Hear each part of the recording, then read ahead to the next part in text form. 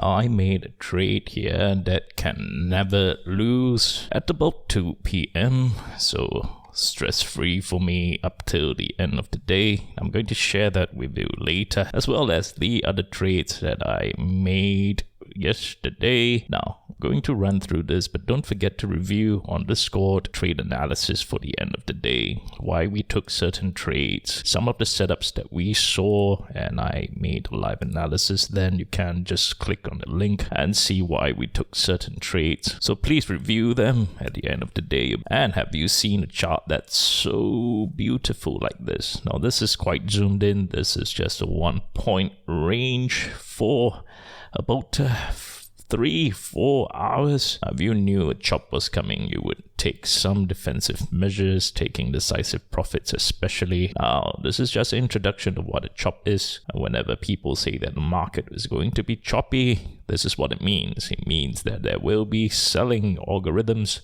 as well as buying algorithms at the same time, and this is what you get.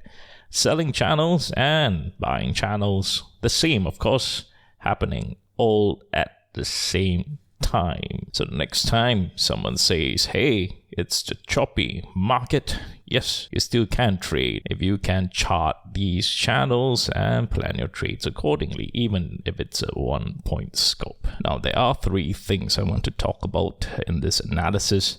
Now, the first is that even though we were slightly tending up, and I will show you later that we are actually in a buying channel and we want to be paying attention to this later as we trade, but even though we were tending upwards, I made most of my profits in puts yesterday. I'm going to tell you why, and also the trade that I took here that will never lose and I can relax from 2 p.m. onwards. Now, firstly, let's take a look at trade number 1 that I took here. Now, this trade here, number 1 that I took here, right, you can review it later. Just click on the link on the Discord here. Now, there are a few ways you can enter a trade like that, right? If you see a channel, then we charted this channel in a 1 minute chart here, and we see some rejection of the yellow here, and I took my trade at 9:56 right here with my stop loss at high of day. Now, this is my risk tolerance here. And once it continued downwards, we were planning for this head and shoulder pattern here. So I took some of my profits here, partial profits, to try to protect the trade at about 10 o'clock. Right here, this red candle here, I protected my trade as soon as I could once it reached this structure in this large red candle. So I can take some of my profits here. And from there, my trade is very much protected. And so here comes the perennial question on when do you enter your trade. Now, if you can see the setup, you can manage your risks. Some people, like me, I will enter a trade and I'll set strict stop losses. I will see a certain confirmation before I tighten my stops. So in this case, I take a trade once it breaks through this yellow and this buying channel right here, and I set my stops quite strictly here. Now, I'm someone who will re-enter trades. I have the conviction on certain structures, so I will enter trade quite easily with very clear stop losses. I'm going to show you how I got stopped here in this orange trade here, but it's all right. I re-entered it anyway. If you're slightly more conservative, but it will be slightly more difficult in a choppy day, what can you do? Now, you can enter a trade once it breaks that structure here. You can enter the trade again once you see this head and shoulder forming, but by then you have to take your profits then. Now, this is one way of entering a trade, through confirmations, especially if you're not that skilled yet in adjusting your stops. But for me, what do? I try to enter a trade. I have my stops here, and I put my stops really, really tightly, especially once it breaks through certain structure. So if I'm looking to see that yellow turns into some sort of resistance here, I enter when it breaks through this buying channel. My stops are as tight as yellow. Very tight stops here. Sometimes my stops can be as tight as 0.1 to 0.15 per contract. Now, this is important. I need tight stops because I am trading quite large contracts. So it scales accordingly. So as a beginner, maybe you start with 0.3, 0.35, that's fine. If you're just trading 2, 3 contracts, 1 contract, no, this is acceptable value. But if you're trading 20 contracts, 30 contracts, 50 contracts, this adds up, right? So you have to slowly fine-tune your stops, and that depends also on good entry.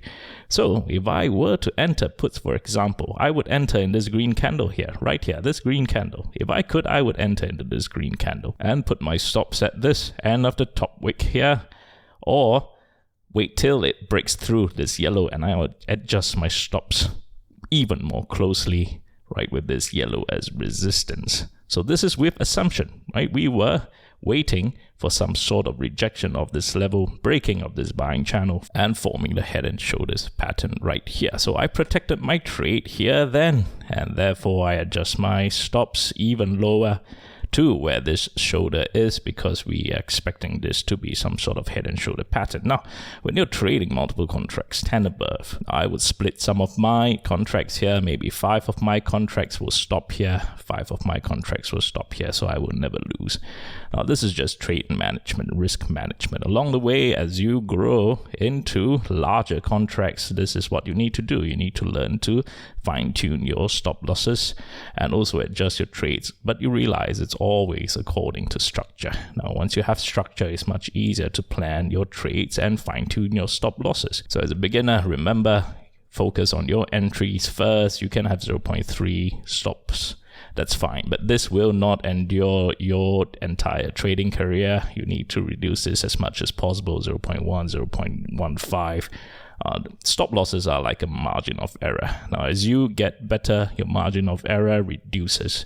Comes with practice, right? But for start, 0.3 is all right. I'll always have a stop loss, right? If you have 0.1 as a stop loss, when you're a beginner, you're going to get stopped all the time. You cannot focus on entries. So one thing at a time. Entries are quite important as a beginner. Focus on entries first. Focus on protecting your trades, focus on stress-free trading, focus on taking decisive profits. As a beginner, you need to do that. Now, as you grow more seasoned, you adjust your stops accordingly, protect your trade, right? Fine-tune your margin of error. So first trade is like that. Now, the second trade I took here, right? Same thing here. Now, this was a very difficult trade to take. If you're a beginner, you probably didn't get this trade right.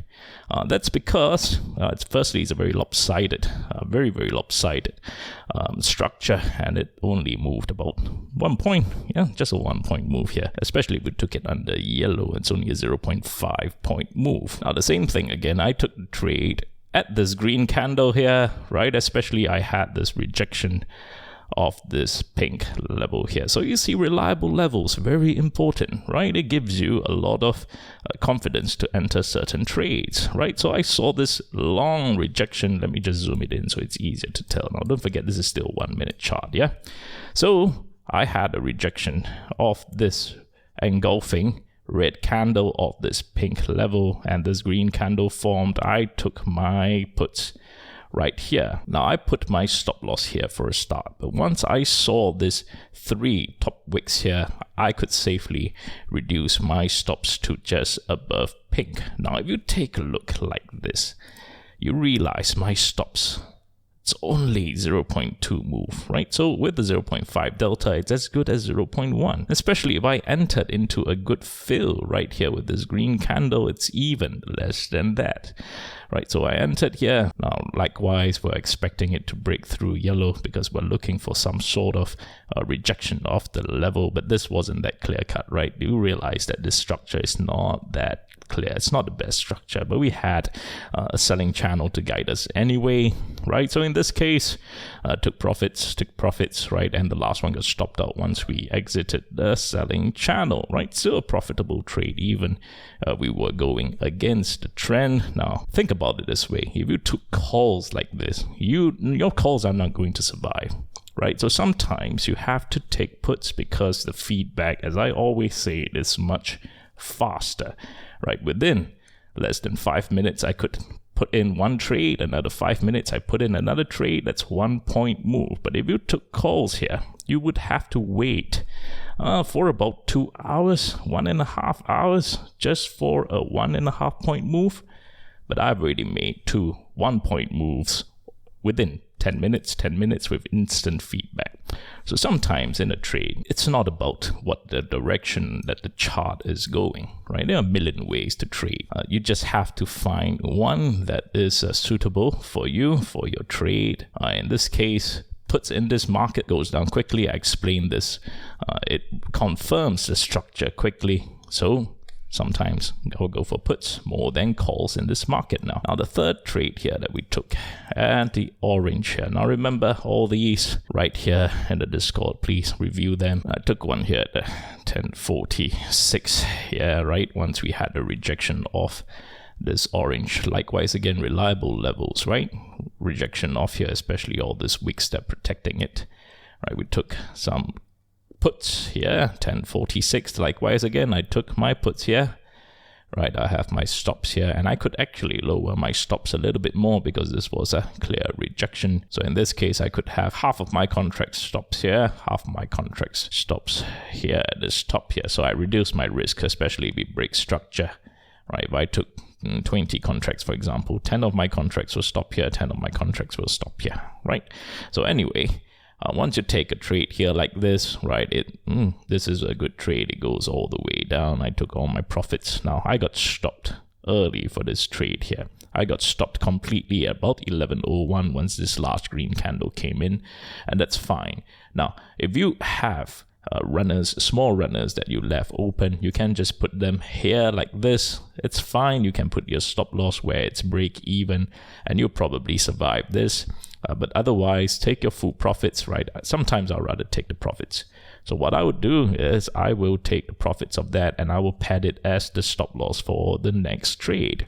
So in this case, once this candle rejects the orange, right? That was our previous structure.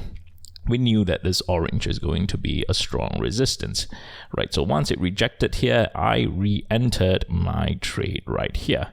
So you see how I re-entered this trade here with some conviction, because previously that's what we planned for. We took some profits. I used that profits for stop loss padding here, and we took a trade here. And right here, you notice there were so many top wicks here. There's a supply zone that formed. I put my stop loss above orange, so I had more liberal stop loss. So taking your profits early is as good as having a runner, but the conviction has to remain due to the structure. In this case, I took my trade here, rode all the way down. This is the best trade for the day. I was done for the day by then, right? Obviously, we had more trades to take. Right, another trade here. Now, this one is a lot more difficult, right? Firstly, because we started the chop. And you notice there isn't much confirmation here, right? We only saw some sort of rejection of this levels here, and you realize my entry, I took my puts only after it broke through this buying channel, which was here, this green candle. Now you realize puts on green candle, you're probably going to have a better fill, and I did have a good fill there. I put my stops quite near here. Now this is probably, if I fine-tune it, a 0.1 stop, right? And we started chopping even though we were out of the channel. So you realize I reduced my risk here at 111, around 111 right here. Now I took profits here, partial profits, because that's what the structure demands. Now if we took a look, it's only 8 cents, right? It's about $8 per contract of profits. You take it anyway because there is risk here. So I reduced my risk here, and that helped me to also ensure that my break even is attained. So it's all right. Don't look at your P&L and trade, right? If it's $8 profits, take it per contract, of course. Now, so in this case, you reduce your risk because you realize that the feedback is not immediate. I reduced my risk, reduced my positions, and we came down because we adhered to this selling channel that we started charting, and we adhered to that. I took most of my profits once we reached this near to this yellow, because that's where the structure demands, right? We were expecting that this will turn into some sort of strong support here. Took most of my profits here, and my last contracts got stopped out of this channel at about 123. Once we broke this channel, they were stopped. So you notice it's all about risk management here. So even in a very difficult trade, even in a chop, if you have good trade structure, if you have good trade management, my risk is very low. if you have a good fill, but yet you can always find a way to profit from this.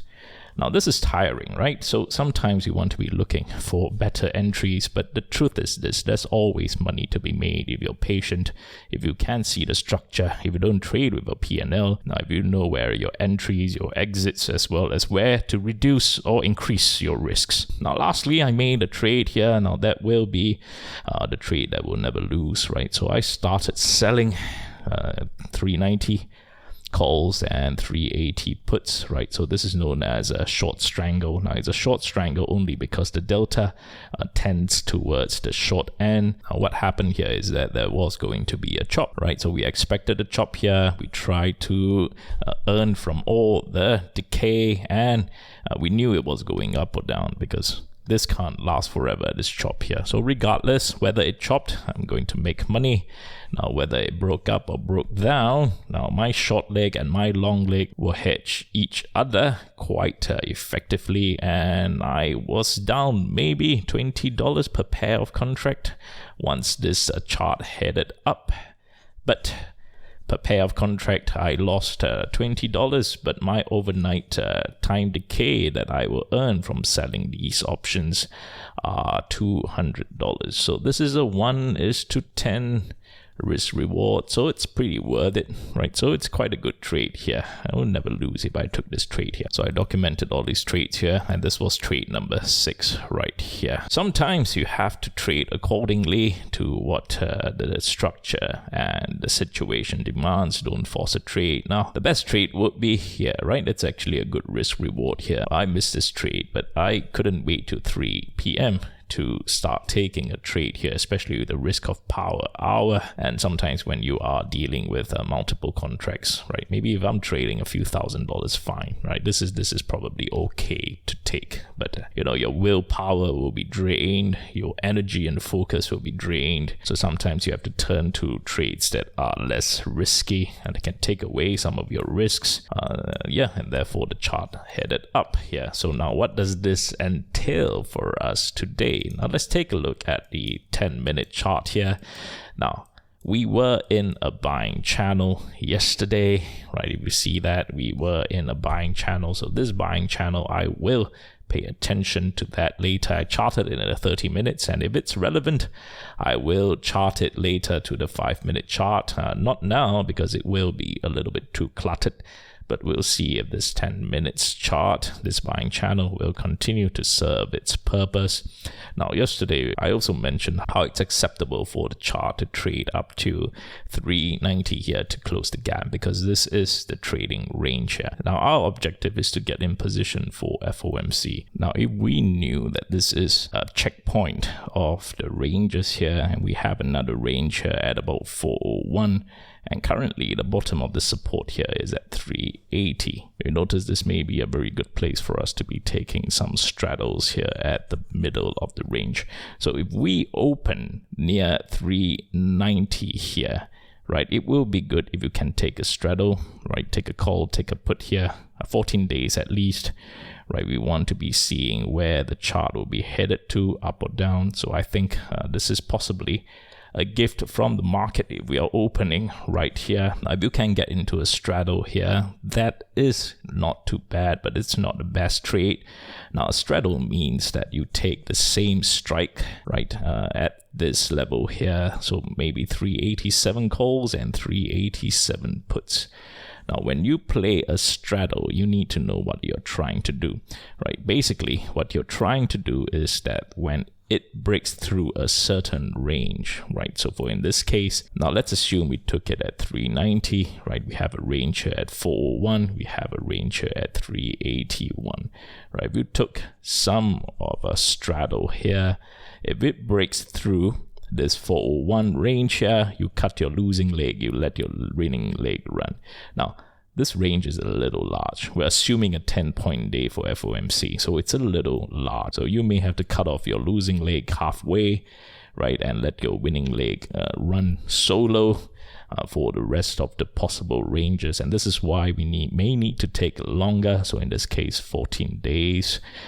Now, there are some risks involved in this. You have to understand your risk. If you don't know how to trade straddles and strangles, I would suggest you paper trade them first. Plenty of opportunities to do this, but the point is simple. We are trying to benefit from two things by getting into position.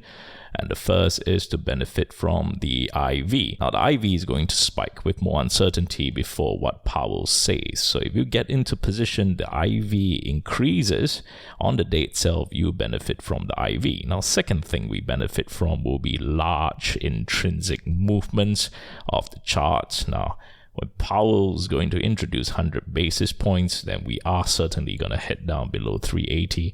So if we head down into a new range here, your puts are going to print. And your calls will protect your puts up to a certain level where you know the range it's protecting the puts. So in this case, once it breaks through the certain support level here, you cut your calls, you leave your puts to run. So this is where your puts run solo, but your puts are protected at this particular range by your calls right here. So it's as good as stress-free in some way, but it's only stress-free if the move is a large one and you cut off your losing leg at the appropriate and the right time. So there is still some ways you need to practice this. Now, a straddle is not as good as a strangle in my opinion. So how do we take a strangle in this case? A strangle is where you have ranges involved. So assuming that today we trade within this 390 range, which means we will trade below 390. Now, if we trade below 390, what do we do here? We take a put here, we take a call here, right? So we are assured about 10-point range between our puts and calls, and we will never lose, right? Same strategy. If the puts go below this, you cut your calls and you let your puts run, and your puts would have already run 10 points before you cut your calls here. So there is also a possible strategy in this, but that's assuming that we trade below 390 here. So today, one way we can do this is to take a straddle right at the opening. Now that's assuming we trade, it'll be better if we trade nearer to 390. That's the top of the range. But if we don't have the luxury there, we trade above 386, well, we can open a straddle here. It's better than nothing, right? So open a straddle first, but I'm looking to play strangles, right? And strangle means to take puts as high as we can, and if we head down to take calls as low as we can. So I want to be seeing this orange get rejected. Now, yesterday I was looking for this orange getting rejected, right? That was the last trade of the day here, right? I want to be seeing orange getting rejected here. Stop hunting if we trade back under orange. But yeah, at the end of the day, we took some puts. Yeah, I think it's working well right now, but you have to be very careful because as I mentioned, the chart still can move to 390. That's the top of the range. It's exactly possible, and pre-market is never indicative.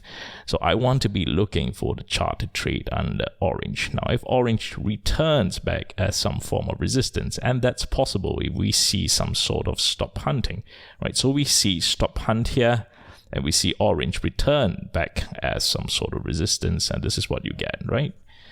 Head and shoulder. We'll head down again, right? Head and shoulder patterns, I love it in this period of time. Why? Because it just encapsulates what the market is going through right now. Rejection of levels and flagging of shoulders, choppy action and rejection of levels, right? This is why head and shoulders appear so often now. So take advantage of it as it keeps appearing. Now, if a head and shoulder forms, we break through the buying channel as well, and that's great because we will form some sort of flag. So that's great. That's great if the head and shoulder forms. Now, if that forms here and orange turns into some sort of resistance, this is where you take your strangle for the puts leg. Now, if yesterday you took some strangles here, that's good for you. And later, maybe at the end of the day, we do trade below here. You take the calls for your strangle leg and you will complete the strangle here with some points in between to protect the trade, and you'll be stress-free towards FOMC. Now, this is with assumption that we trade under 390. Now, in the event that we trade above 390 today, right? And this is why we open the straddle first, right? At the open, if we can, as close as 390 as possible, you open the straddle. Now, in the event, if we trade above 390, we want to see if 390 or 388 form some sort of support here. Now, we really do form some sort of support here. We push up right here. Now you can consider calls here and puts maybe later in the day, especially we are continuing to follow this. So the first thing first, before you load up on your puts, we want to see if it is a possible head and shoulder here. If not, and this continues to follow some form of buying channel, and this continues to be some sort of support here, especially this orange here, then you may have to take your strangle calls early. And we trade above 390, then we'll take a strangle puts later in the day. So we want to see how the market reacts first, but I am looking out for this orange to turn into some form of resistance. So it's important. I think it's quite a good gift if we open right at the center of this range here from the market. Just open a straddle first. Now straddles are not that profitable compared to strangles, but they get the job done, especially if the IV is going to spike and if we are going to move massively after Wednesday, which I think we will, because we are going to have a summary of economic projections for that FOMC meeting, and this is going to prepare us for the next few months worth of guidance. So I think it's going to be quite an important FOMC meeting that is going to bring us out of ranges. So I think having a straddle here may be a good strategy. Now, a straddle means that your calls and your puts are hedging each other as you open them. So you cannot rush the trade. No market orders, please. Make sure you have a good fill as you can, because they are supposed to hedge each other no matter where the market trades, so that when you close them together, your losses will be very minimal if the IV does not go the way it should, and if the chart does not travel very large distances, right? So they are supposed to hedge each other. So that's one of the benefits of opening a straddle. Now, what makes a straddle profitable is where you exit your trades. So you need to be very clear on where to cut your losing leg, and that's with a good understanding of the trading ranges. So do practice the straddles if you want to, if you still need to, on a paper, a trading account. But anyway, I'm looking for this orange, right? I'm looking to play strangles. I opened some puts yesterday here, right? So we'll see how this goes. I have my puts leg ready. I'm looking for some of my call legs here, right? I protected my trade early here, so I have some profits up from here. So let's see how this turns out. Whatever Powell is going to say tomorrow, the market is going to whipsaw. That's just the truth, and this is why we are trying to get in position as much as we can. So today, our objective, let's just get into position as best as we can for Wednesday, so that we are stress-free. Now, yesterday, there's an opportunity to get into position already. So I think that's not too bad, right? If we got puts here, right? If we got puts here, that's still open but protected, right? Let's see if we trade below orange here. I'm looking to trade below orange. But if we don't and this turns into support, that's not a problem. Try to find a position near yesterday's high where we can open a straddle. That's, the best place to open a straddle is actually at 390, where we close the gap here. That's the best place. So if we open 388, possible to open a straddle. We shall see how it goes. So thank you very much for watching. The video is a little longer than usual, but thank you very much, and I'll see you later closer to opening bell. Thank you very much.